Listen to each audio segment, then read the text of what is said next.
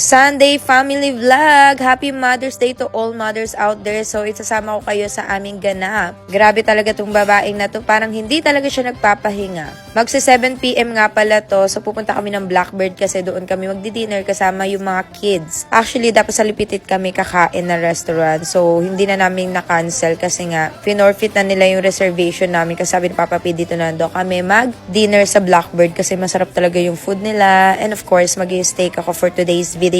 Nagstay na lang kami dito sa Makati kasi dapat sa Gramercy kami sa unit namin i-stay.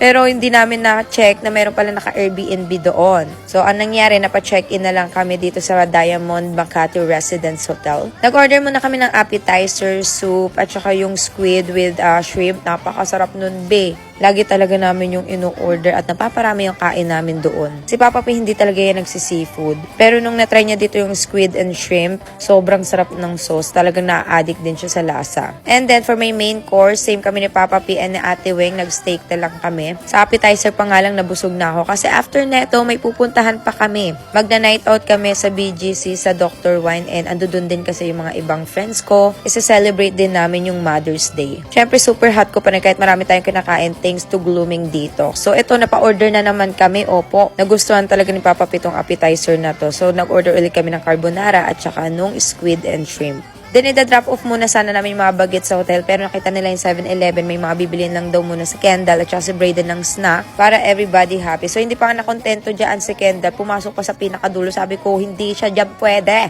Pagka-drop off namin sa kids, dumiretso na kami dito sa BGC. So, hindi ko naman gine-gatekeep sa inyo mga moms yung aking sekreto. Bakit sexy pa rin tayo kahit ang dami ko nakakain, hot mama pa rin. Umorder kayo ng aming detox. Sobrang solid, lalo na yung batch ngayon. Mabilis yung effect, napakasarap, low calories, and no sugar, para kain no, flash out later, and iniinom ko yun bago matulog. Once a day na lang pala ako ngayon nagdi-detox, lalo na pagka-bloated lang ako kasi pag 2 beses, lalo akong lumiliit, numinipis. So ngayon kasi maintaining na lang ako. Pumunta na lang kayo dyan sa TikTok shop para mag-check out. Nag-order ako ng red wine, pero parang inantok ako sa red wine, kaya sabi ko magsha-champagne na lang ulit ako. So mas naging hyper naman ako sa champagne. Sabi nga namin ni Papa P, hindi kami magpapagabi. Hindi nga kami nagpagabi, nagpaumaga naman kami. Anong oras na? Magsi 6 AM na kami nakauwi. Sunod-sunod talaga yung ganap natin. Tapos pupunta pa kami ng Anbaya kasi check namin kasi pinapa-renovate ko yun. Since may mag-i-install kasi doon ng mga blinds, curtains, so kailangan ko pumunta para ako yung pumili. And then, nagpaplano kami ng mga friends ko naman na pumunta ng Zambales. Nako talaga. Kahit magtatag-ulan na humahabol pa rin kami sa summer. Sobrang saya kagabi kasi chill-chill, sayaw-sayaw, happy-happy. No dull moment talaga, lalo na pag ako kasama nyo. Haha.